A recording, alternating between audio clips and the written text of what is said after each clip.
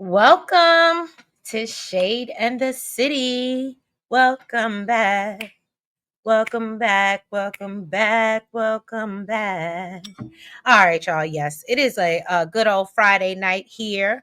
I hope y'all are doing well. You had a good week, and hopefully, this will be a good start to your weekend. So, we are here to get into Beyond the Gates. This is season 1, episode 33 for all of our BTG Shade Squad and our new viewers. Please go ahead and hit that like button if you have not already.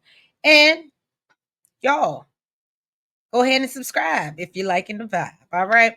But yeah, so yeah, y'all, this was a good episode, really good episode. Probably got it for it's funny. We'll get into it. Anyway, this was a good episode. Let's get right into it and let's get shady.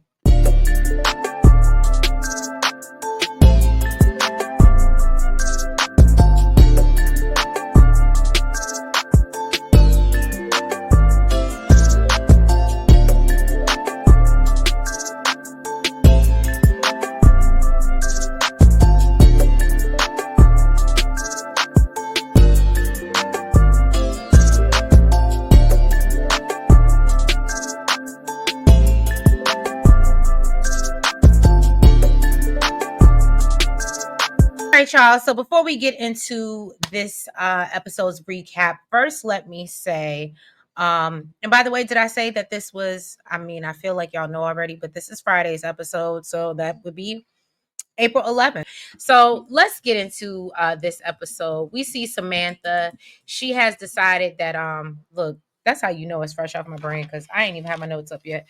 But we see Samantha and she is texting Chelsea to let her know that, the dads have taken Todd to chess. And so she wants to talk about her new career and tells her, come on by, come on over, come on. Well, I guess that's not appropriate for that situation, but you knew what I was saying, right? There's a knock at the door.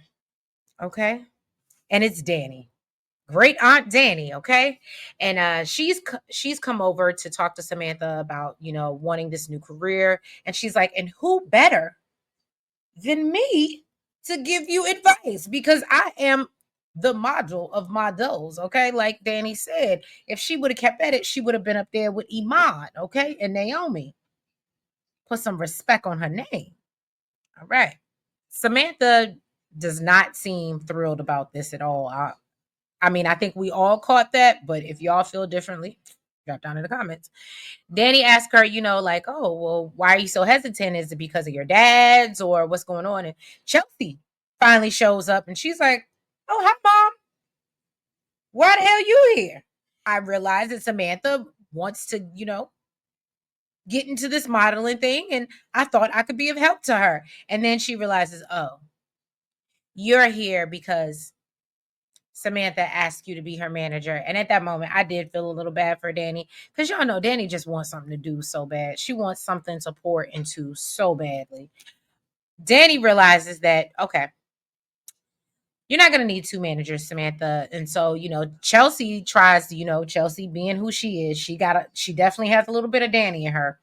So she starts feeling bad and she's like, well, no, I'm going to be so busy with my purse line. And Samantha's like, well, I think it is only fair, since I asked Chelsea first, that she should be my manager.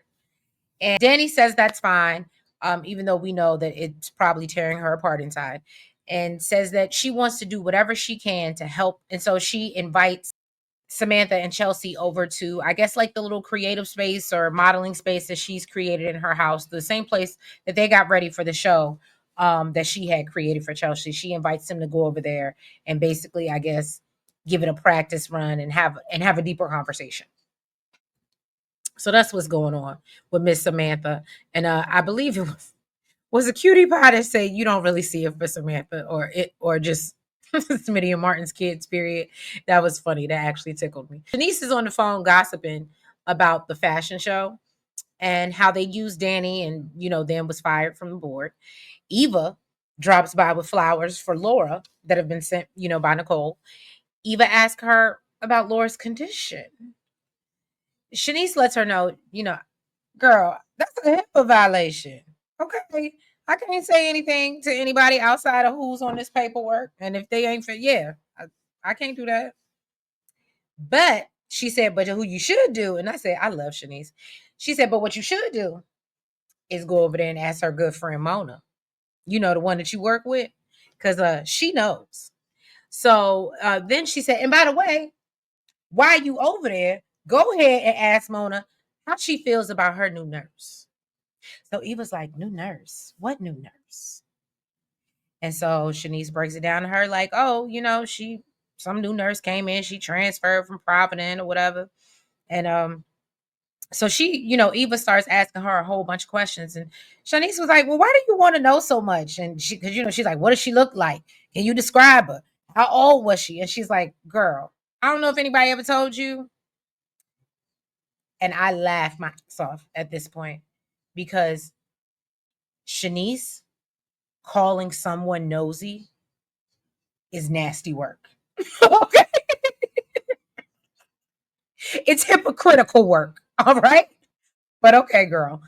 Um, then we go over to we see Leslie. She's at home. She's fixing her wig, getting a thing together, and she's reminiscing on or having a flashback, I should say, of her giving Laura, the potassium in her IV, and she's reading the invitation that Eva created for Ted and Nicole's anniversary party, and she feels like, oh, I have the perfect gift for the happy smug couple or something like that, she said.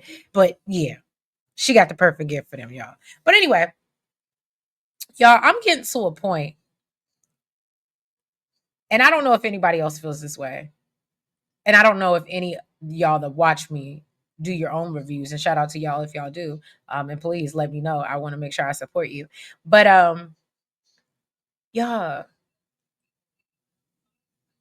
I'm starting to get confused on what to call her. Because this whole time I feel like, okay, I've been calling her Leslie. But technically, her name is Dana, right? But everybody else calls her Leslie. But Ted knows her as Dana. And as to not keep y'all, I don't want to get y'all confused as viewers. But I'm like, should I start calling her Dana by her real name? I don't know, y'all, because at this point, she got 5 names. 5. What is it? Leslie, Dana. I really want to say Ronnie, Bobby, Ricky, and Mike or something like that, but no, it's Leslie, Dana, Anna, Lulu. Is that it? Leslie, Dana, Anna, Lulu. Sherry. It is 5. Y'all. I can't keep up. I'm starting to lose track. So Doug, he's over at the casino. He's finally making some money back. So he's happy. Joey's just, sitting back and watching. Doug is about to go all in with 10,000. And Randy is like, bruh, slow down. I think that, you should probably leave. And I don't know if anyone else clocked this. I could have sworn Joey had already warned Randy about trying to help Doug and get him to leave. Did we not? Is anybody else confusion on why he let that go and didn't say something to him about it? Y'all letting me know in the comments. I just want to know. Then Shanice calls Doug and lets him know that he's needed at the hospital ASAP for an emergency surgery. Doug isn't happy about leaving, but of course he has no choice because that's his job. That's what actually, pays the bills. He lets Randy know what's going on. And so Joey's like, well, he's asking Randy, like, yo, where did he run off to? And so he tells him, he explains why. And then Joey's happy because, he was like, look, Doug was starting to win. And I can't have that. That wasn't good for me. So then he tells Randy, look, cover for me, bro. Cause, I gotta go somewhere. And so he's like, oh, you act like you got a hot date. And he was like, that remains to be seen. And I said, we all know he trotting over there to go see Vanessa. That's not rocket science at this point. So then we finally see Doug make it to the hospital, and Shanice is telling him, you do not look good, brother. Not at all. And you can kind of tell he doesn't look like. I will say this. I'm not a fan of Doug. Okay. Let's just put that there. I don't know if it's the actor. I don't know if it's storyline. I'm not a fan of Doug. I'm actually, and we'll get into that later. Vanessa's stupid if she wants to be stupid. I think she can do better than Joey. But if that's who she want to be with, because she don't want to be with Doug, and I'm just like, Doug needs to go. Okay. However, in this moment when he walked into that hospital, that man looked flushed. I don't know if they did his makeup right or what, but it really looked like that. Like I felt like you could see the life like coming out, like he was just exhausted, right? So, and then he's like, "Oh, stop trying to diagnose me." What? So fine, whatever. You got an attitude, but she was just, trying to warn you, brother. But we'll get there. Andre is watching the footage he has filmed with Nicole. Apparently, this was like a one-off that he did. And I guess maybe because she's a therapist at the hospital, so she was a part of his interview process. So I'll give him that. So he asked her, when did the shrink need to be shrunk? I thought this was cute. And she says that there were 3 times in her life, and she mentions the first one was when she had her first miscarriage. Then there was a third one when she lost a patient because she said that was the toughest. And then I'm assuming this is the second one. Y'all let me know because I don't think it was clear, but I'm assuming. She said that it all started one night when she needed her husband and she couldn't find him. And we all know where he was. Ted walks in and overhears listening to the video. He asks Andre if he's going to use this footage, and Andre tells him, "Oh no, it'll probably end up on the cutting room floor." And he's like, "But do you want to see it?" So Ted says, "Yeah, I do," but they're interrupted by a phone call, and of course, it's Leslie, Dana, Sherry, Anna. Leslie, Dana, Sherry, Anna. Leslie, Dana, Sherry, Lulu. I keep forgetting about Lulu. Okay, it's her. But she don't say nothing. She just real quiet on the other line. So he hangs up the phone. They get back to the video, and Andre tells him after he watches it, he has some follow-up questions for him. Nicole talks about Martin spiking a fever one night, and it kept going up. She admits that she's not good with things like that, and Ted has always been the one to deal with the kids when it comes to like sickness, and she deals with everything else. So, and they were also in the middle of a blizzard. So she said, everything worked out, obviously. She got Martin to the hospital. Ted showed up hours later. Andre asked her where he was. He said he was stuck on the Beltway. I guess I'm assuming because of the blizzard. Ted was lucky there was a blizzard. That's all I'm going to say. I don't know how he would have got out that one otherwise. He was, look, somebody was looking out for you. I don't want to say it's Jesus because I don't believe Jesus liked what you was doing either. However, somebody was looking out for you. Nicole said, that night she was really concerned about losing her husband and her son on the same day. She believed, however, she says that, after that, she got pregnant with Kat, and he's been very hands on and present ever since. Let's move to Eva coming home, and she catches Leslie in the mirror as Lulu. So Eva asked her if she's playing around with the wig or is there more to this? So she reminds her she's seen her in disguise before at Nicole's award ceremony. Leslie wants to know, what are you getting at, little girl? I said, oh. And says that her disguises are an easy way for her to get information. She tells Eva that people will talk to strangers more than they'll talk to people they know. I'm trying to channel my Leslie, okay? She said it's going to help our plan move forward. And, and I compare it to, playing pretend or acting. So it was like, oh, so that's what you was doing? That's what you was doing down at the hospital? You was acting, pretending? So, of course, Leslie denies it. Eva lets her know, look, I spoke to Shanice, and she already let me know that there's been some weird lady down at the hospital that they ain't never seen before that's been tending to Laura. And then ever since she has been there, Laura took a turn for the worse. Leslie said, So what are you saying? You thought it was me? And then she's like, you know what, Eva? Yeah, I absolutely did. I absolutely did that. I went, I rented a motorcycle. I ran this girl off the road. And then I snuck into the hospital and basically she's telling her, she's admitting to everything she's done. That it was complete gaslightation. Yes, I just said that. Gaslightation. That's what it was. Or should we say gaslightation? Whatever. That's what it was. All right. And then I love how she flips it on Eva and it's like, well, why were you talking to Shanice anyway? Eva's like, because I was doing my job and I was delivering flowers for Nicole. So then Leslie's like, oh, and so what? I'm this psychopath, right? So she said, you know what, Eva, you must be boo boo the fool because only a clown would think that she did all of those things. Mm. Leslie chastises her for thinking she would be out terrorizing folks in the streets while she said, while you get to, while you're running around as Nicole's errand girl. And I was like, it almost feels like jealousy a little tad bit.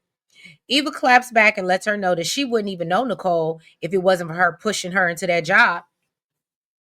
Y'all, I said, I ain't even gonna hold you. When she not messing with Kat, I like me some Eva. She stands on business. She stands on business. She absolutely got some Dupree running through her. Okay. I synced it. I synced it. Or maybe not Dupree, maybe Richardson, but whatever. So then Leslie tells her, well, that's her problem. I've always had to push you to be more and to want more. And Eva lets her know you want more for yourself. It ain't got nothing to do with me. So then Leslie's like, you don't know how hard it is to be a single mom and you should be grateful. And Eva's like, you know what? That might have worked before, but it's not working today, Satan. She said, I fall into the guilt trap. And so, and she was like, and first of all, you want no single mother because you had Alan. So then she says, Leslie, that Alan was about as good as a rug growing mites. I said, ooh, but they got by. She brings up what they could have had if Ted hadn't abandoned them. And so Eva says, and look, Alan might not have been nobody, but he was there. And you know who wasn't? You know who didn't want me? Ted.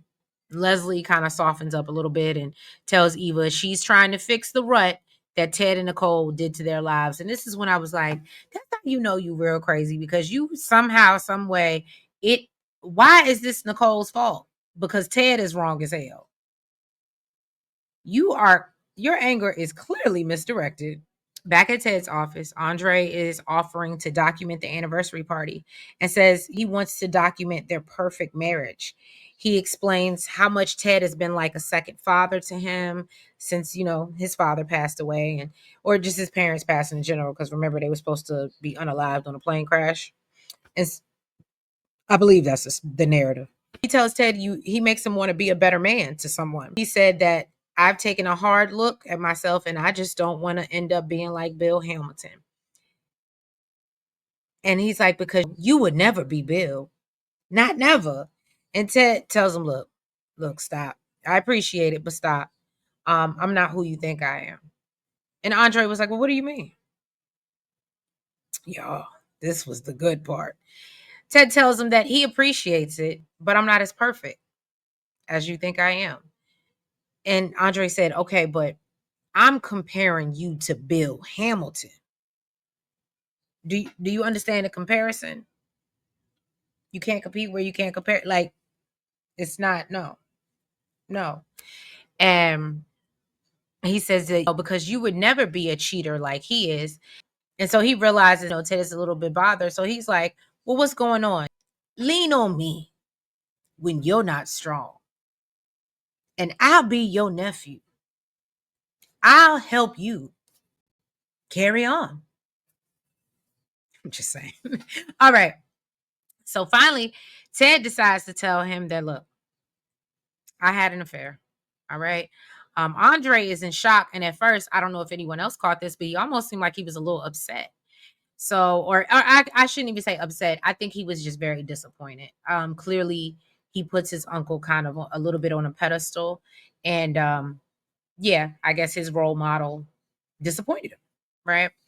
So, Ted says they were going through a rough patch, and Nicole kept having miscarriages, and they were kept trying to conceive back to back to back. And he said everything just became so scheduled. And he said that, he kind of pulled away and he started going and hanging out with his frat brothers. That's where he met Dana, who was a waitress and a bartender at the time. And he felt like she had an odd sense of humor. She was quirky, quirky. Okay. Little did he know she was crazy. All right. So he admits that he convinced Dana that it was more than just sex so he wouldn't feel guilty, or neither one of them would feel guilty. And then she got pregnant. Andre is like, oh, hold on. So you got a whole nother baby? And Ted's like, nah, she got a deletion. I didn't ask her to do it, but thank God that she did. And I said, God, Ted. Even Andre was looking at him like, who are you? I felt him. So then he lets her know that, eventually Dana ended up leaving town. He realized that he absolutely wanted to be with Nicole. He needed to be a better man to her. He said that, cheating that one time scared him straight. I bet it did after messing with her. And the fact that you had to pay to get rid of her. So that should have already told you what time she was on. You couldn't just break up with her. Okay.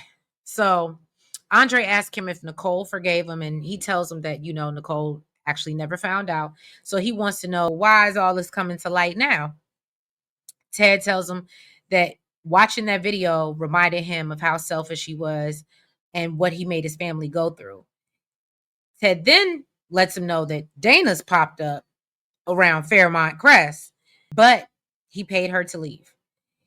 He said that he thought it was quirky, but she's actually unstable, and lets Andre know that she showed up at Nicole's job threatening to delete herself, which we all know, and then came to Nicole's award ceremony dressed as wait staff. And he's like, and I just saw it escalating, so I had to pay her. She had to go. She had to go. All right. Then we jump over to Uptown. Vanessa is sitting there. I guess they were trying to play like she was waiting for Doug. I don't think she was waiting for Doug. I absolutely think she was waiting for Joey the whole time. But he shows up and tries to act like maybe he crashed something, or like, oh, why, you must be waiting for him. No. She's like, nah, he's at the hospital or whatever. He busy. Mind you, Doug is over at the hospital having flashbacks of the poker table. So the people in the OR around him are telling him, look, the patient's blood pressure is dropping and the bleeding has not been contained. And yeah, he's not in the right mindset. And so he takes a break from the OR.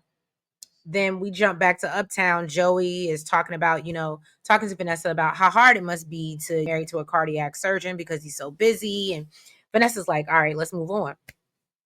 And she's like, what kind of house you want? Joey tells her, oh, those long hours and separation, what they can do to a marriage. And she was like, well, clearly you didn't get the hint because I don't want to talk about my marriage. Not to Doug. Okay. So Joey claims, I wasn't talking about yours. I was talking about mine. Prediction time. All right. I already been right once. Okay. Well, I think I've been right more than once, but I was absolutely right about the Joey thing. Okay. We can't even hold you.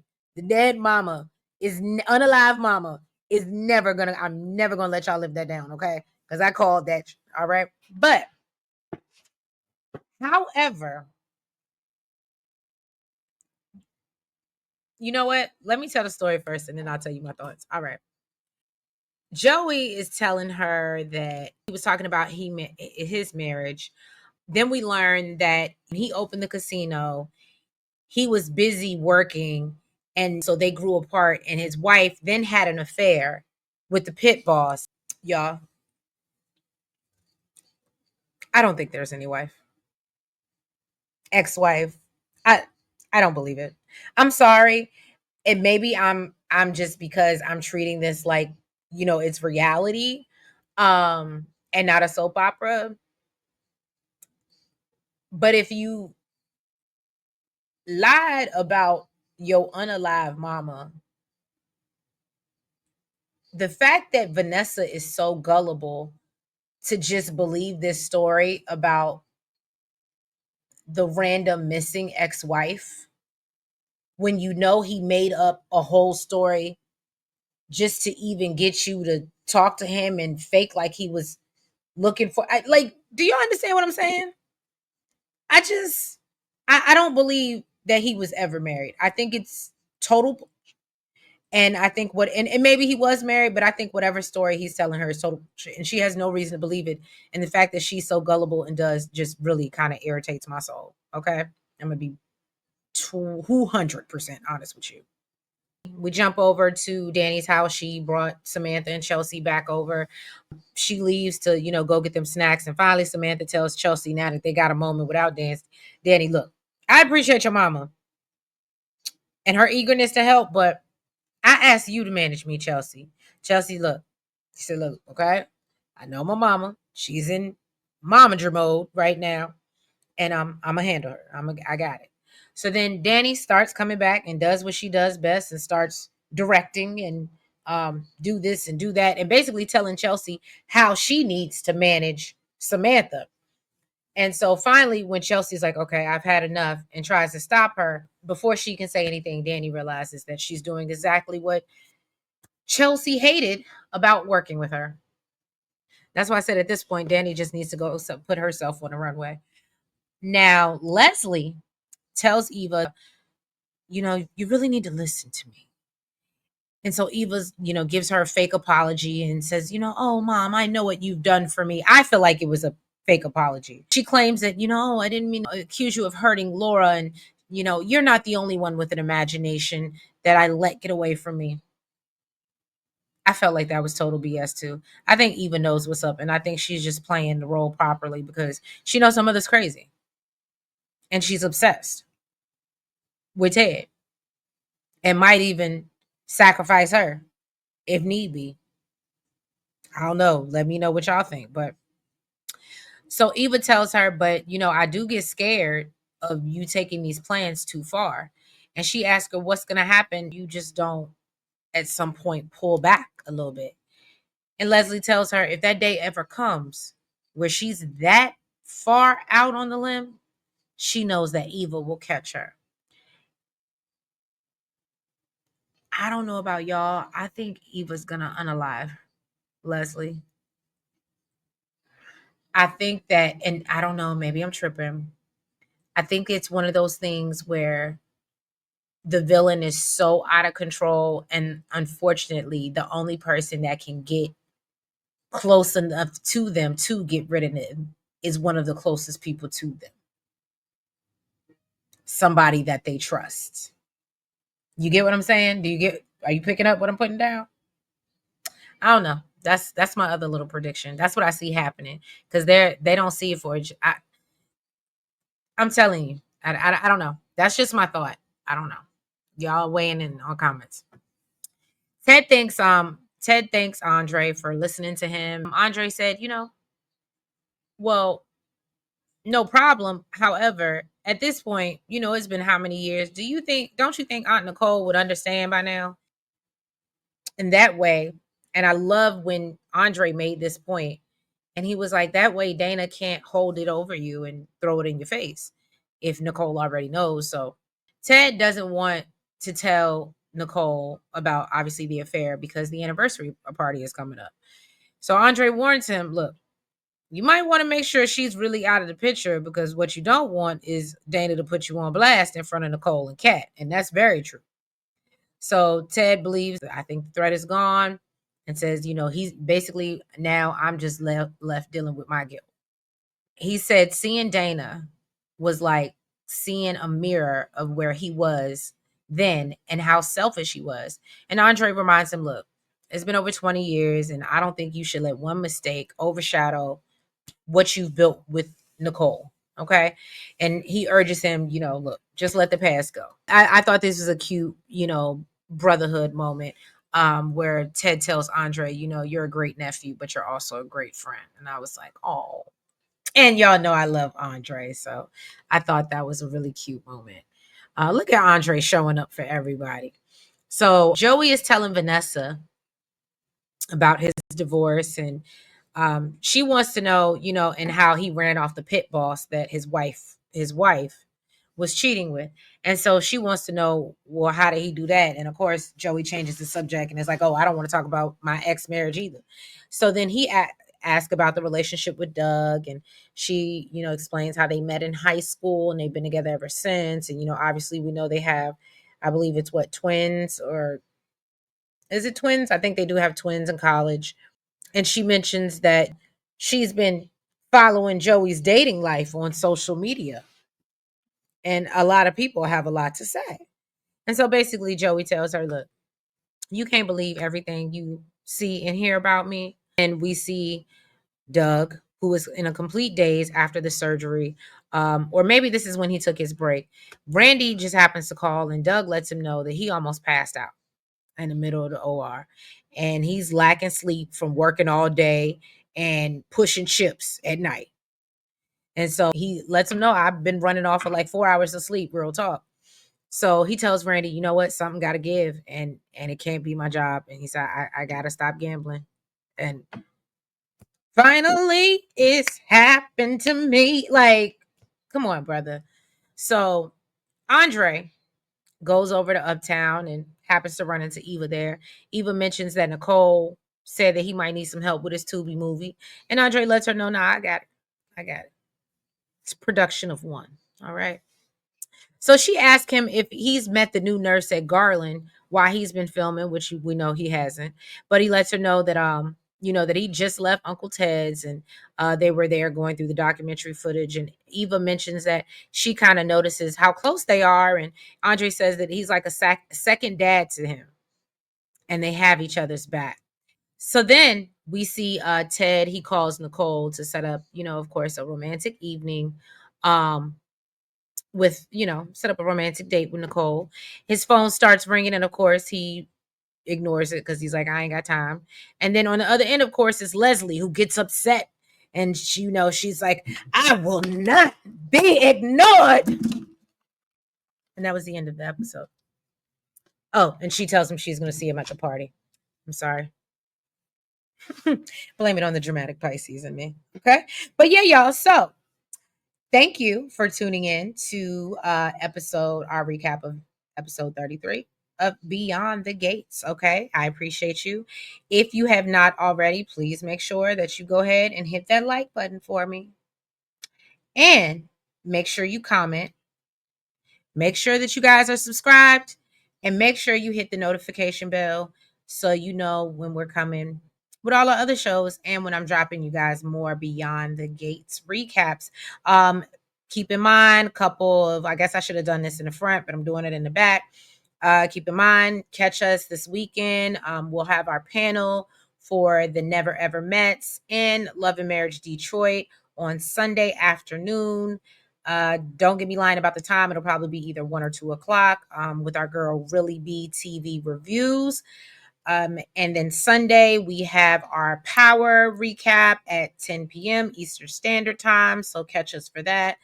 And then, of course, as you know, we have Real Housewives coming up throughout the week, 90 days. So yeah, check us out. Love After Lockup, we need to do. So yeah, make sure y'all check us out, and check some of our other recaps out as well. But yeah, I appreciate all the love and support, y'all. Make sure y'all have a good weekend. Be safe. It's been rainy and nasty out here in the DMV, and the roads is all wet. So yeah, y'all just be safe out here. And I'll catch y'all on Monday for episode 34 of Beyond the Gates. Bye bye.